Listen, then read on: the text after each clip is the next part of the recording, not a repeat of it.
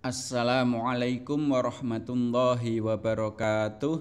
Halo siswa kelas 1, bagaimana kabar kalian untuk minggu ini?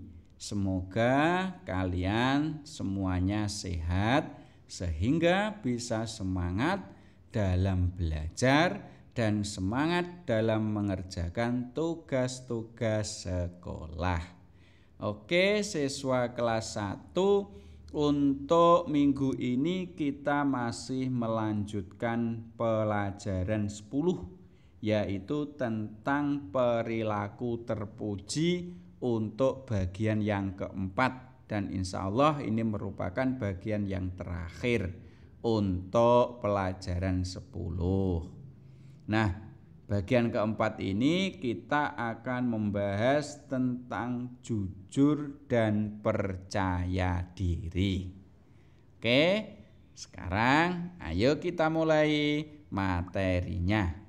Kita mulai dari sifat jujur. Apa itu jujur? Ada yang tahu jujur itu apa?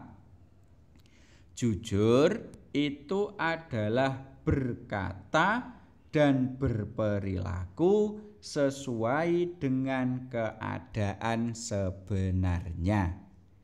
Jadi antara perkataan dan perbuatannya ini sesuai dengan keadaan, tidak ditutup-tutupi atau tidak dibohongi. Itu adalah pengertian dari jujur. Berikutnya, perilaku jujur itu termasuk salah satu akhlak yang terpuji. Akhlak terpuji itu biasa disebut akhlak mahmudah. Jadi karena ini akhlak yang terpuji, maka kita harus jadi orang yang jujur. Berikutnya, lawan dari jujur itu adalah bohong atau dusta. Jadi antara bohong dengan dusta itu sama. Kalau jujur tadi adalah akhlak yang terpuji, kalau bohong atau dusta ini adalah akhlak yang tercela. Akhlak yang tercela biasa disebut akhlak mazmumah. Nah, bohong atau dusta ini harus kita hindari. Karena orang yang berbohong atau orang yang berdusta itu termasuk ciri-ciri orang munafik. Kalian tahu ciri-ciri orang munafik itu apa saja? Nah, ciri-ciri orang munafik itu ada 3. Yang pertama, orang munafik itu apabila berkata bohong alias tidak jujur. Berikutnya, ciri-ciri orang munafik yang nomor 2 adalah apabila berjanji mengingkari. Jadi orang yang mengingkari janji itu termasuk ciri-ciri orang munafik. Dan ciri-ciri orang munafik yang nomor 3 adalah apabila dipercaya berkhianat. Itu merupakan ciri-ciri orang munafik. Penekanan kita di nomor 1 ini, apabila berkata bohong. Makanya kita jangan sampai bohong. Karena kalau kita bohong, kita termasuk ciri-ciri orang munafik. Dan dalam kehidupan sehari-hari kita harus jujur. Jujur kepada siapapun. Kepada guru harus jujur. Kepada orang tua harus jujur. Kepada teman juga harus jujur. Meskipun Jika nanti kita jujur, itu kita akan mendapat marah mungkin, ya, atau akan menyakiti kita. Tidak masalah. Yang penting kita sudah berbuat yang jujur. Yang penting kita sudah berkata yang jujur. Karena sifat jujur ini adalah sifat yang sangat mulia. Dan jujur itu tidak hanya dalam perkataan saja, tetapi juga jujur dalam perbuatan. Jadi perkataan kita harus jujur, perbuatan kita juga harus jujur. Berikutnya tentang hikmah jujur. Jadi kita itu melakukan perbuatan jujur itu banyak sekali hikmahnya.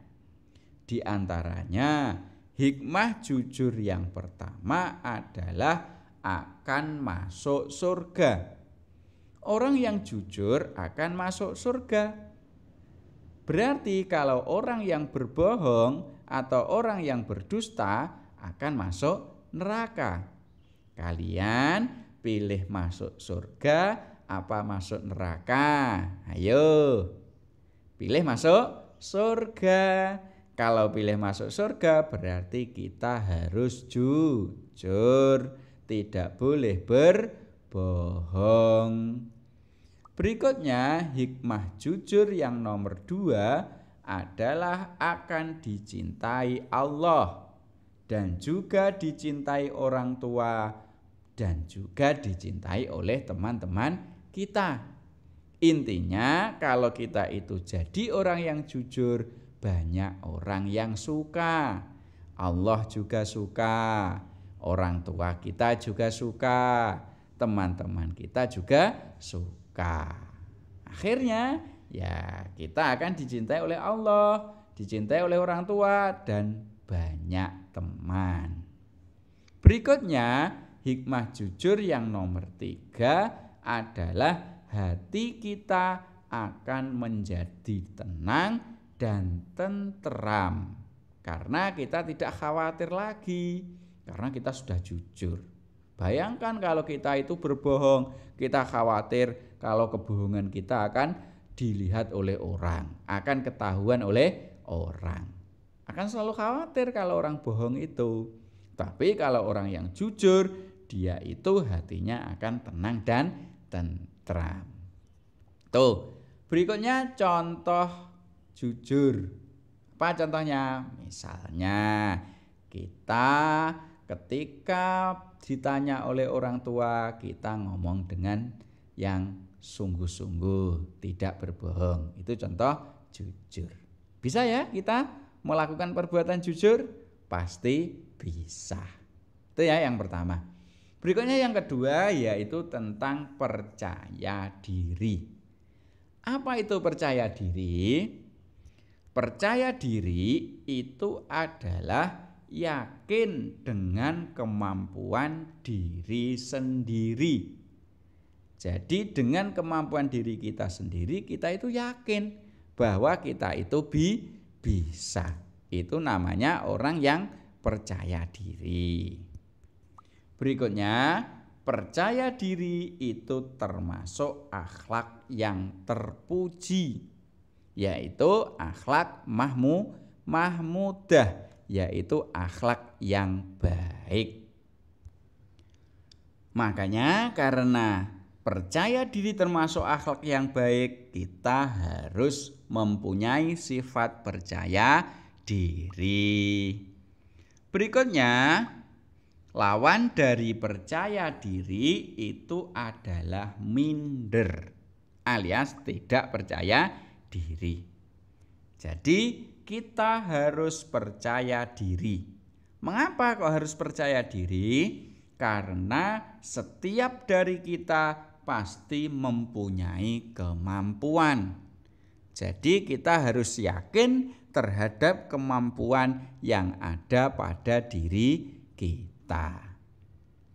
Berikutnya yaitu sikap percaya diri itu harus diikuti dengan sikap rendah hati. Mengapa percaya diri itu kok harus diikuti dengan sikap rendah hati? Karena kalau rasa percaya diri itu tidak diikuti dengan sikap rendah hati, maka akan tumbuh rasa sombong.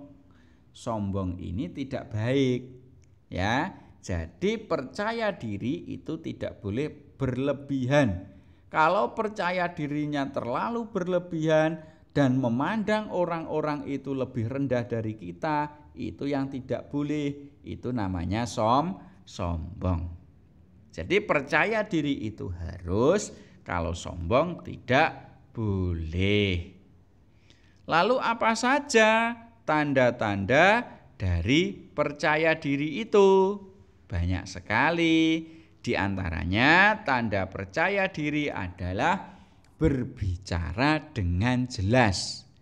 Jadi orang yang percaya diri itu berbicaranya jelas. Karena dia itu yakin dengan pembicaraannya. Kalau ada teman kita yang bicaranya itu tidak jelas, ya maka orang teman kita itu belum percaya diri. Berikutnya nomor 2, tanda percaya diri lagi adalah tidak suka mencari perhatian. Jadi biasa-biasa saja. Dan yang ketiga, tidak malu bila bersalah. Jadi orang percaya diri itu meskipun salah, dia itu tidak malu. Kenapa harus malu? Kalau salah ya diperbaiki. Itu merupakan prinsip dari orang yang percaya diri. Berikutnya, sekarang apa contoh percaya diri? Contoh ini ya.